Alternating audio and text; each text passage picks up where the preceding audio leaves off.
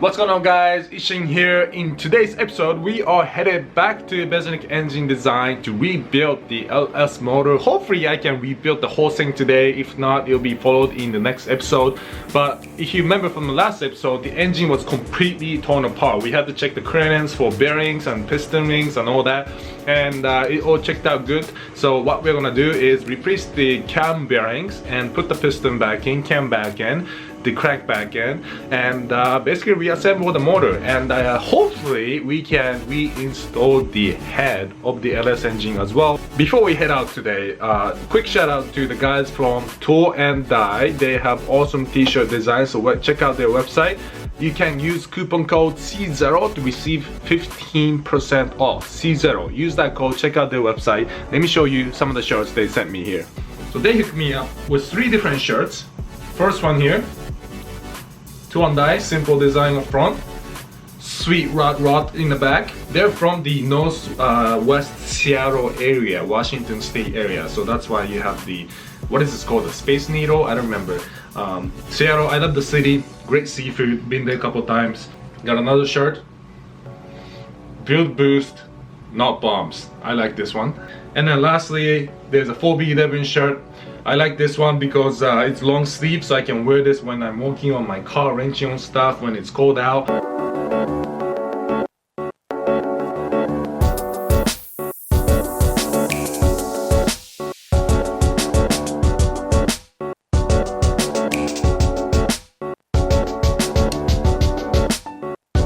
Now, some of you have also been asking me about my rotary 13B RX7. That's been sitting in my driveway. The Datsun 260Z, that's been sitting.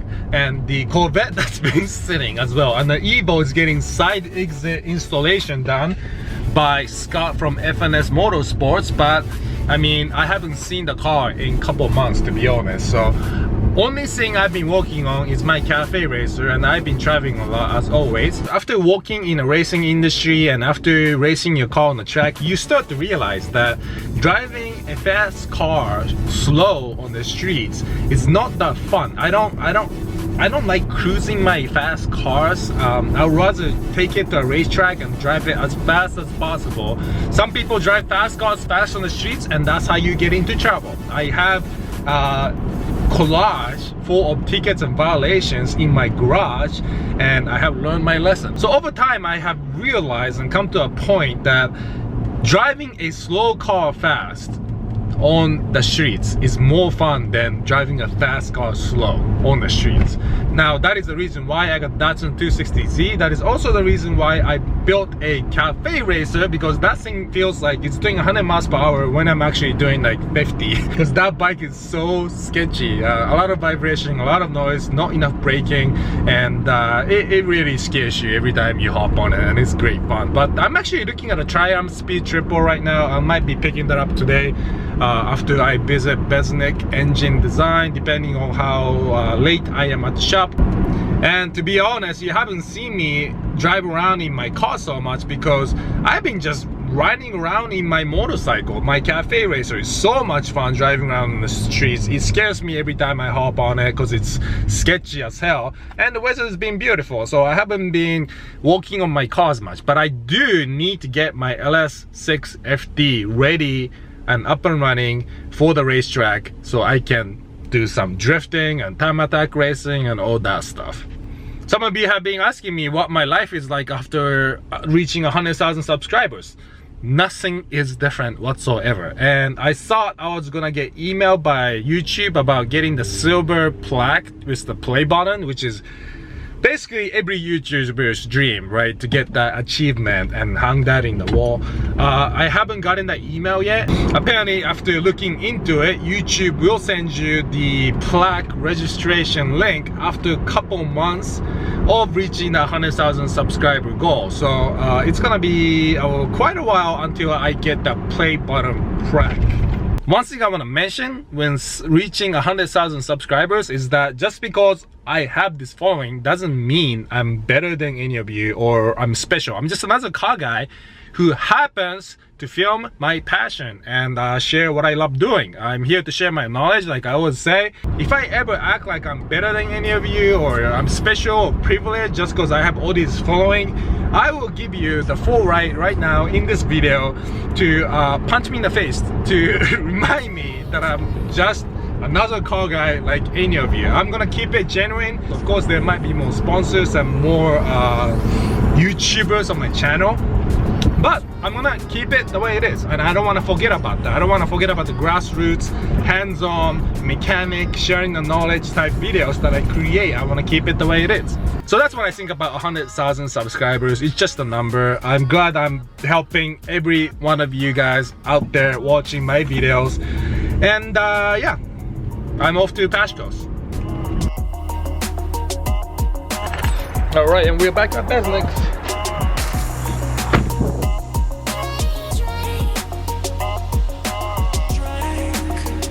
So when you're at Besnik Engine Design, you get treated with legit Turkish coffee. Nothing but the best. That's right. The pro right here. Alright guys, we're at Besnik Engine Design with Pashko here. That's right. So what I'm gonna do now is start cleaning up the components inside the engine to get it ready for assembly. These are press fit pins, so we can't really remove them unless we plan on replacing pistons. Okay. There's a chance we might be able to, or might damage the piston. So leave them assembled as is. Okay. And we'll basically soda blast them, get all this carbon off, and then run them through the hot tank, get them nice and clean, and then lay them out nicely. Okay. You want to tell us which ring does what? Sure. So this is obviously the top ring, ring number 1, number 2, and then the oil control ring. So the way these work, obviously the top ring is typically a harder material for like race applications. It's probably like a tool steel or a ductile iron. And they have some special alloys nowadays. The reason they do that in the top ring, so it can handle either extreme pressure, temperature, be more resistant to detonation if it does get to that point. So the top ring is typically like a stiffer material. And then we'll get one of these off, and I can show you some of the design features of the top ring. Okay. So the way the top ring is designed, if you look, there are some occasions where it's universal, it can be up or down. In most cases they have a dot that faces up, and the reason they do that is because they're directional. If you look on the inside here, there's a small chamfer of the inside of the ring. And what happens is when that ring's installed, as the piston comes up to compress combustion gas will actually work its way down the side of the piston, behind the ring, and actually force the ring out, giving it a better seal. So the pressure of the compression will force the ring out against the cylinder wall and provide a good seal. And then on the second ring,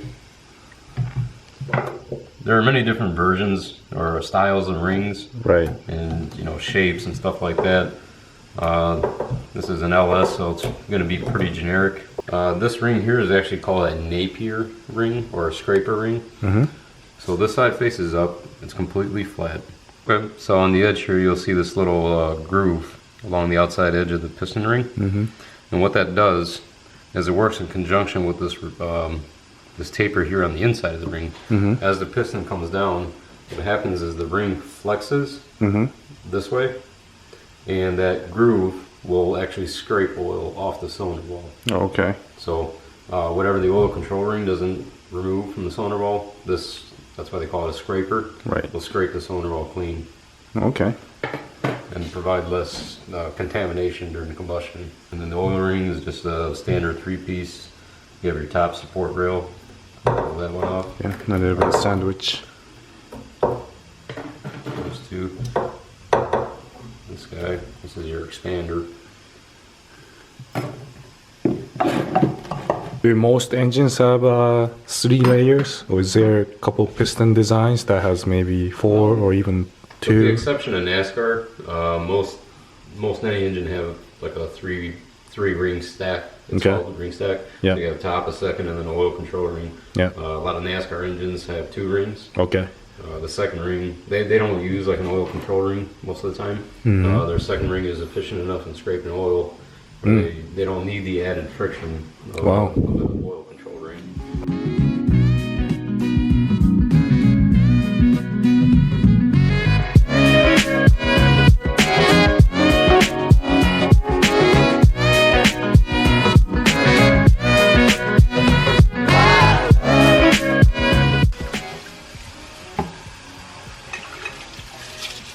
So we're just going to degrease these pistons a little bit before we solder blast them.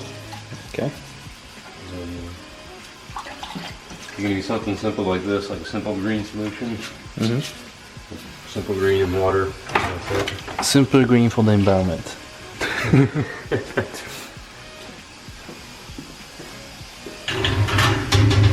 Okay, so you got the cam bearings here. Yep, so we're just going to do just a small mark. What I like to do is, since all the oil galleys are in the same location, I just like to mark the bearings beforehand. And so I'll line up the oil hole in the middle of this galley that's cut. Yep. The cam bearing. And then I'll look down here and line this guy up and just put a slight mark. So when we install the bearing, we just look at this and line it up with this oil hole, and then that'll give us a pretty good alignment. Right. Okay. So, and we do have like a couple degrees of movement that we can be off or on. Okay.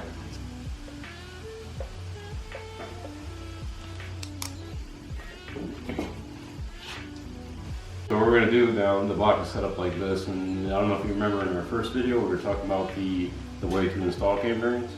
There's a specific way. So obviously this is the back of the block. They machined the cam tunnel coming through the back, 5-4-3. So if you look on the inside, like we were saying, there's a chamfer. So we need to make sure we install these back 3 the correct way, which is going in this direction, not this direction. Right. So we're going to install these, starting with the center one and working our way back. Once we get these 3 in, we can mount it back on the stand, and that'll give us adequate room to do 1 and 2. Okay. It's more convenient on the stand, so we'll start by doing that. All right. And here I got bearing number 3.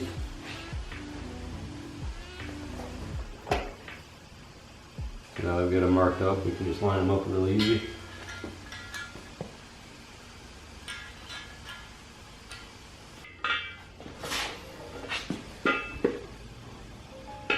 You need a hand? No. Yeah.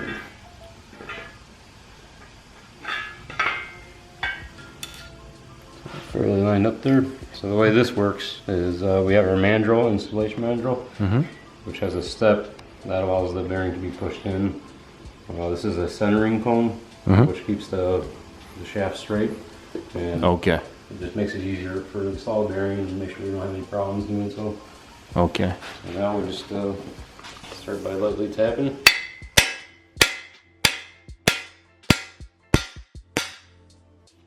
Take a look and see where we're at. That's why you said lightly. Well, this is my terms of lightly.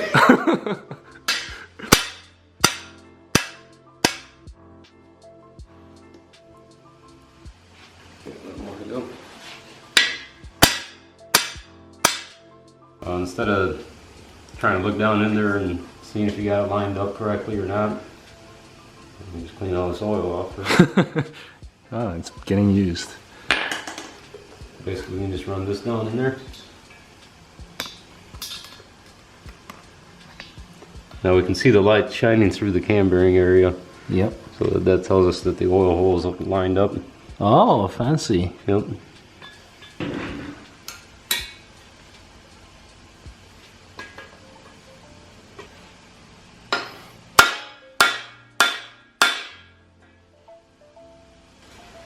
Yep.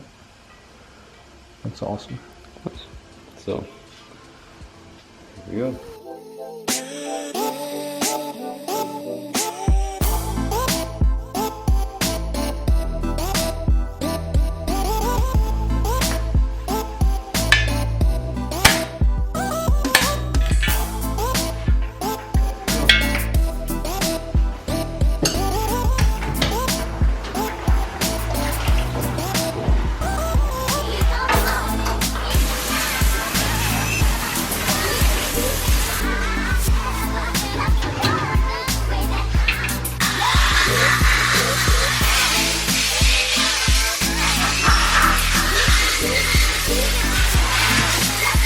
Alright, so pistons and bunch of bolts have been hot tanked.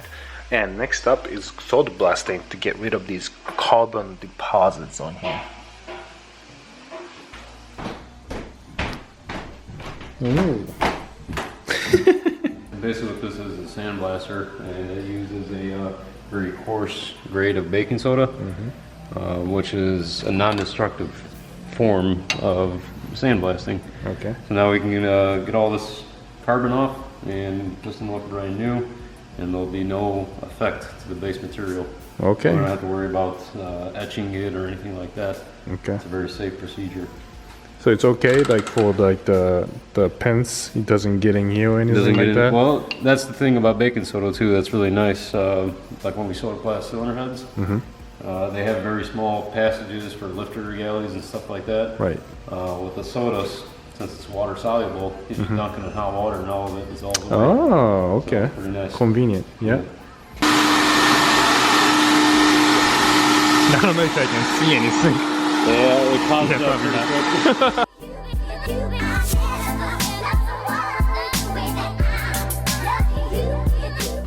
Alright, so we just finished with solder blasting, and the pistons are in the hot tank getting all the stuff removed.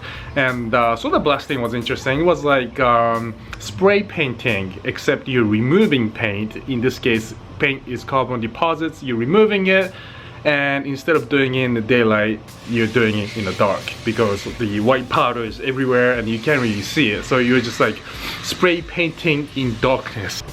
We also cleaned up the bearing surface by using green Scotch-Brite. We just scuffed that up nice and clean, and then cleaned that up with paint thinner. So we should be good to go soon to reassemble the engine.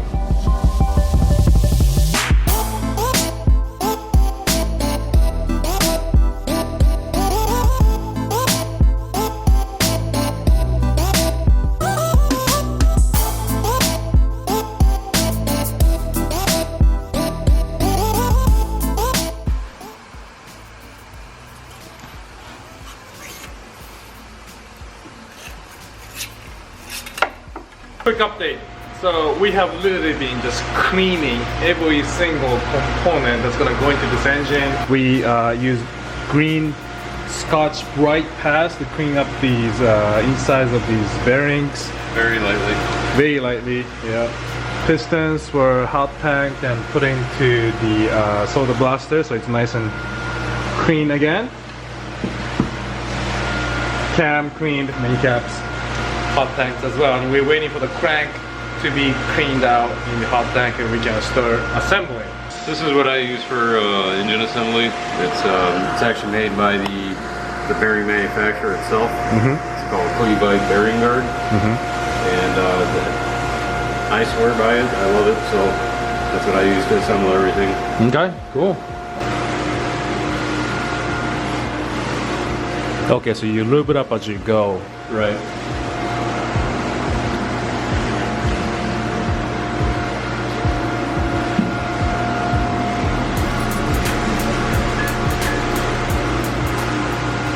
It feels really good, so yeah, that's good. We did a good job. All right, cool.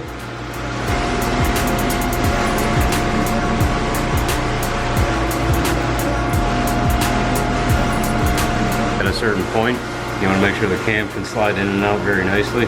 Okay. So, yeah, that feels really good.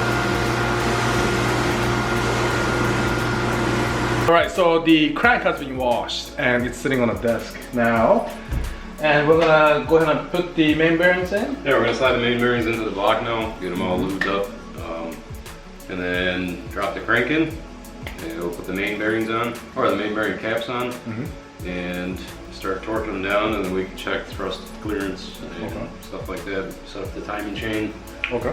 And then work our way from there. All right, cool. So how do you know how to put the bearing in? So on the LS, there's a couple ways you can do it.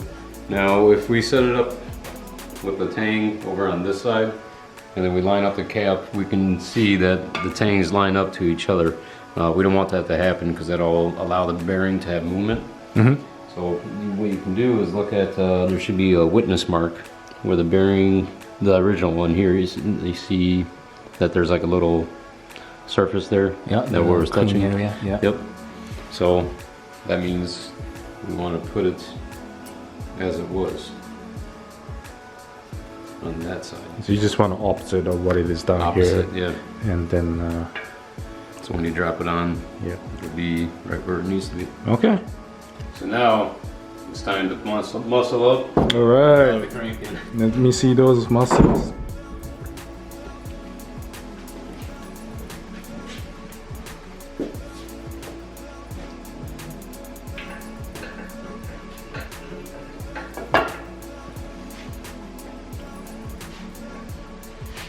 That's it.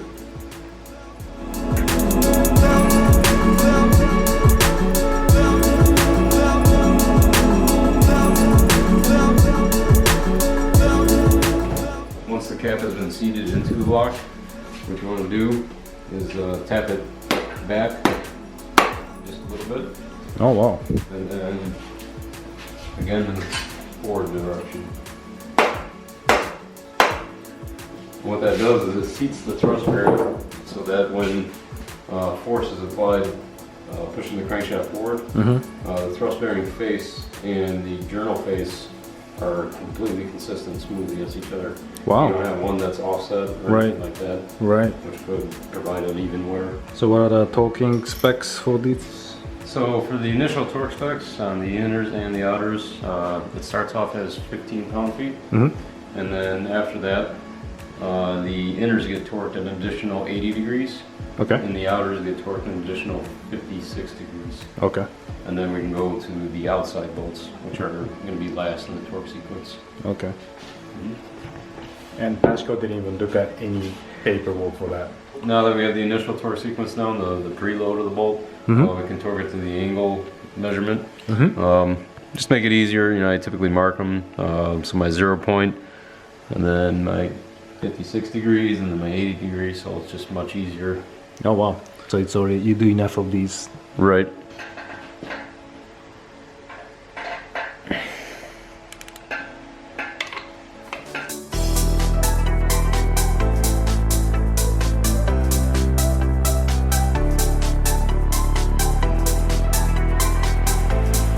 So for the side bolts, the side main cap bolts, we want to make sure. Yep. We want to make sure that they don't leak any oil, because there is a chance oil can get in behind the threads and start dripping out little by little. So you can either get new bolts, which have sealants already on them, or you can reuse the old ones with just a little dab of RTV. Just one small dab is all you need. That's really about it.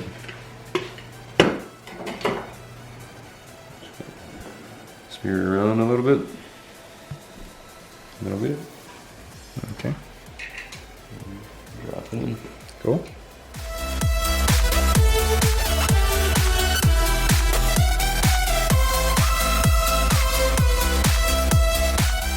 Alright, like we were saying in the first video, the barbell difference between the years. This is an early style 98, and you can see where they move the O-ring on the newer ones.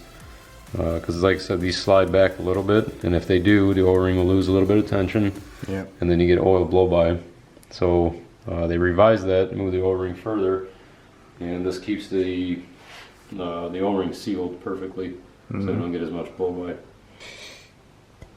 Just like that, huh? That's it. Flush to the surface. That's it. Yep. Okay.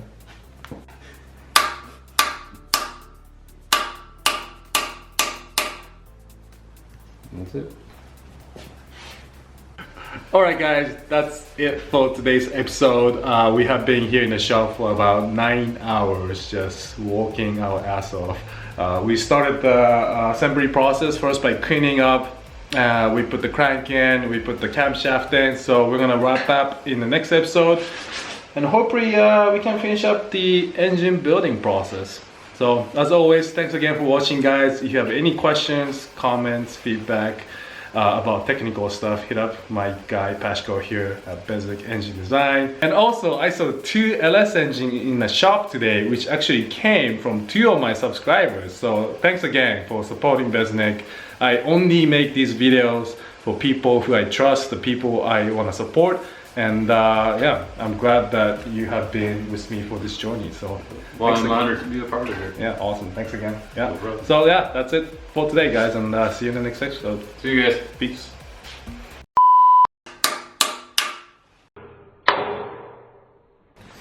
Fuck that. A very crude form of baking soda, which is like very, how do you say? Fuck. And in the next episode, we're gonna, fuck me. Oh, I was rotating slowly too. Oh. And Pashko didn't even look at any paperwork for that, so it's all in your head. I did stay at a Motel 6 last night though.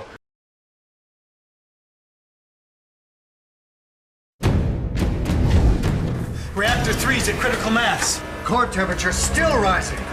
You're gonna have to provide more cooling in the containment chamber. Okay. Close the flow channels, activate the hydrogen recombiners. Do it.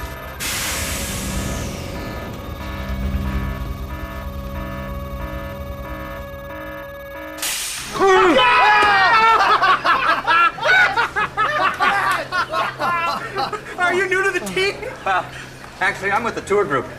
But I did stay at a Holiday Inn Express last night. Stay smart. Stay at a Holiday Inn Express.